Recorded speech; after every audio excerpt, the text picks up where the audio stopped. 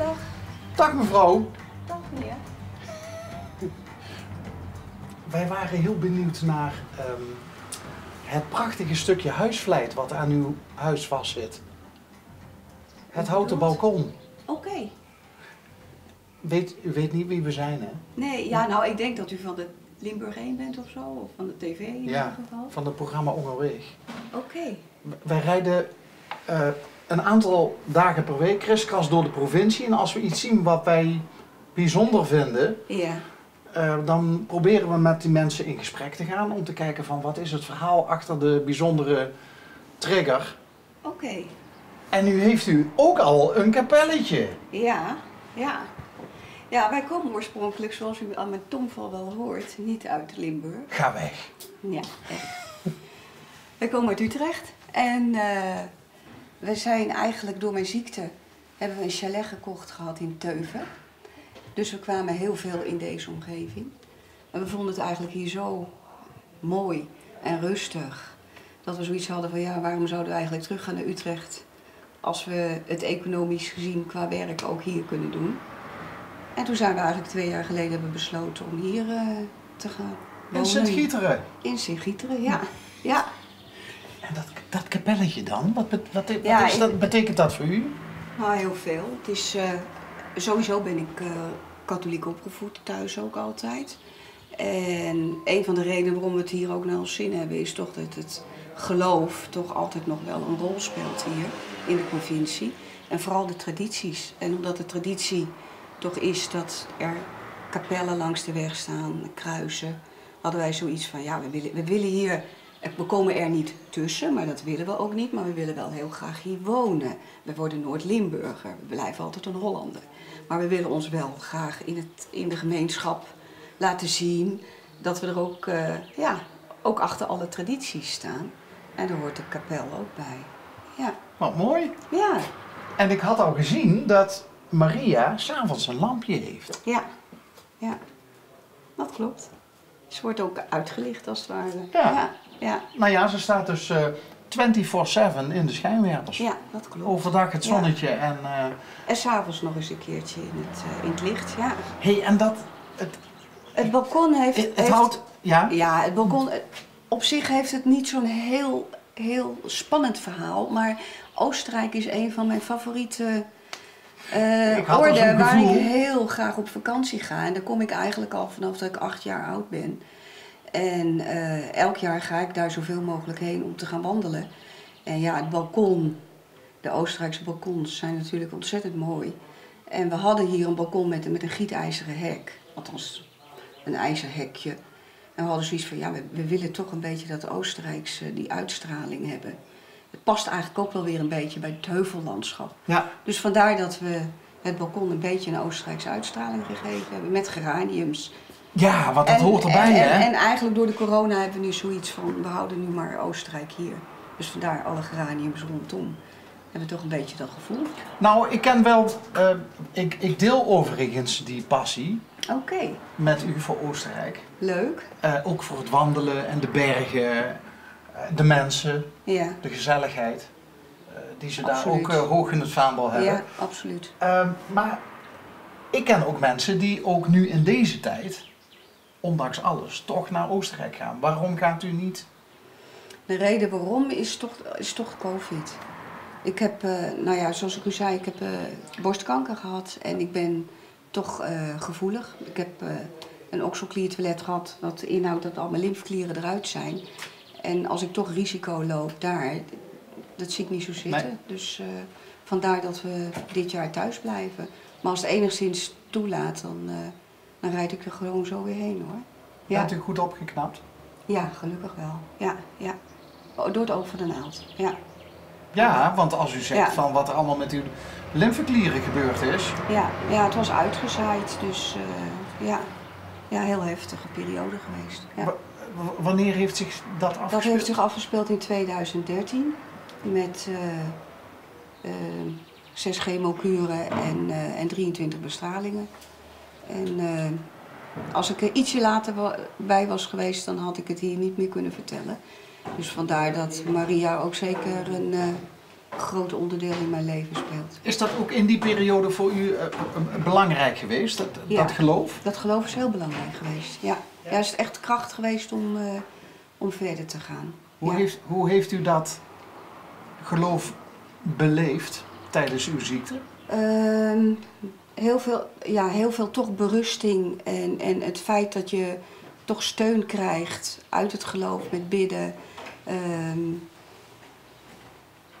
Dat is eigenlijk wel het belangrijkste geweest. De rust in jezelf kunnen blijven bewaren. Rust, hè? Ja.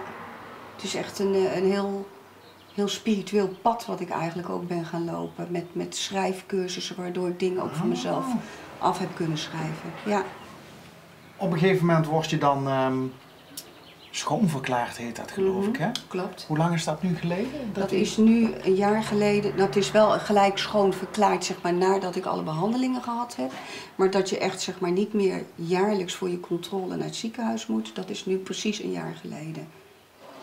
Is het schrijven dan ook gestopt of doet u dat nog steeds? Nee, dat gaat nog steeds. Ja, ik schrijf een dagboek elke dag en ik reis met mijn engel. En het heet Engel Inspiratie. En daar vertel ik alles tegen. Dus wat ik beleef, wat ik tegenkom. Ook leuke dingen hoor, niet de hele dag maar over hele zware dingen. Maar ook leuke mensen die ik tegenkom of dingen die me opvallen. Ja. En die Engelinspiratie? Engelinspiratie. Engelinspiratie. Ze zeggen wel eens dat mensen die zich een beetje verdiepen in de spirituele wereld, dat iedereen een begeleider heeft. Een soort van engel. Ja. Iemand, dat kan ook iemand zijn die je heel goed gekend hebt en die je verloren bent of zo. En die dan toch altijd bij je blijft. Ja, ook niet waar. Is engelinspiratie voor u ook een tastbaar persoon? Nee, niet in de zin van een overleden dierbare of zo. Nee. Het is wel een lichtwezen, zo voel ik het. Een energie die altijd wel om me heen is. Ja.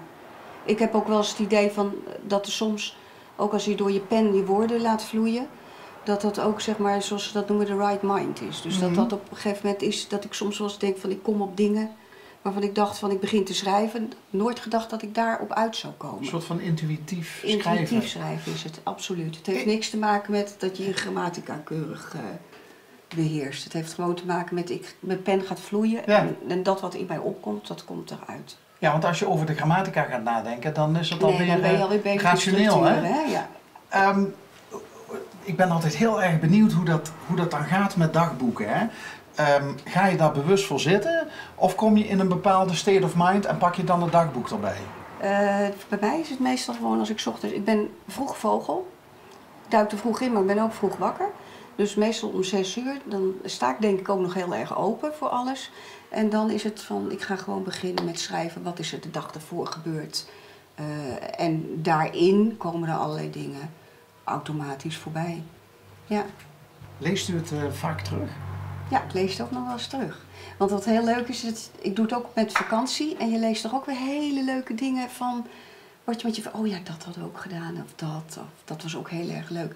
Niet van, nu zijn we daar en daar gekomen en toen dronken we een kopje koffie, dat niet. Het zijn gewoon allemaal leuke dingen, belevenissen die ik onderweg meemaak. Maar vooral met mensen ook meemaak of dieren, bijzonderheden of dingen die me opvallen. Zo. Dagboek is heel persoonlijk. Ja, absoluut. Laten we het ook wel eens aan anderen lezen? Mijn partner, ja. Die is deelgenoot daarvan, ja. Verder niet. En ik weet ook niet of ik het ooit nalaat aan mijn kinderen. Weet ik ook niet. Juist omdat het zo persoonlijk is. Ja. Even terug naar die bergen, hè? In Oostenrijk. Wat is er zo... Wat maakt dat landschap zo bijzonder? Ik denk door de hoogte, de vrijheid, het wijdse uitzicht waar je overheen, maar toch ook dichter bij God. Dat gevoel heb ik altijd. Ja? Ja. In de stilte ontmoet men God, zeggen ze. Dus dat is ook zo. Wat ik ook altijd zo bijzonder vind, is als je heel klein bent tegenover dat natuurgeweld. Ja, dat is enorm. Dat het goed is om je soms ook wel eens heel klein te voelen en bescheiden. Ja, ik denk ook dat dat de bedoeling is ook. Dat je je klein Ja. Ten opzichte van de natuur. Sowieso zijn we natuurlijk maar een heel klein onderdeeltje van alles. We zijn wel een radartje en belangrijk erin, maar nou ook weer niet zo belangrijk als we soms denken dat we moeten zijn. Dat denk ik wel. Bent u nog veel bezig met uw gezondheid?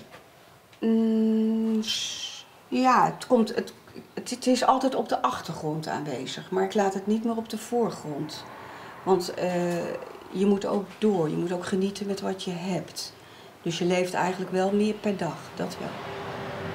Ik leef niet meer van over 5 jaar ga ik dat doen. Nee, ik leef nu. Dus ook de dingen die ik nu kan doen, die doe ik ook. Ik ga niet meer dingen uitstellen, dat doe ik niet meer. Dus u bent bewuster gaan leven, meer in het moment?